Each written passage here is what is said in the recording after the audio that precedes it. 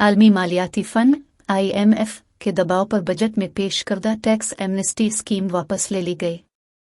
ذرائع کے مطابق بیرون ملک سے $1,00,000 بھجوانے پر ذرائع آمدن ظاہر نہ کرنے کی چھوٹ دی گئی تھی۔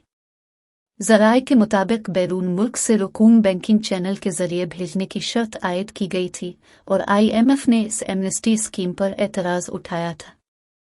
ذرائع کے مطابق ایمنسٹی اسکیم کا مقصد ملک میں ڈالر کی قلت پر قابو پانا تھا۔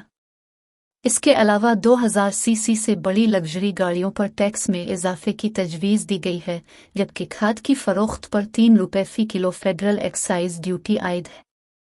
خیال رہے کہ پاکستان اور IMF کے درمیان نویں جائزے اور پروگرام کی بحالی کی راہ میں رکاوٹیں دور ہو گئی ہیں۔ ذرائع کا کہنا ہے کہ وزیر اعظم شہباز شریف کی IMF کی MD سے ملاقاتوں اور رابطوں سے یہ پیش رفت ممکن ہوئی ہے۔ وزیر اعظم اور MD IMF کے درمیان پیرس میں رابطوں اور ملاقاتوں سے بریک تھرو ہوا ہے۔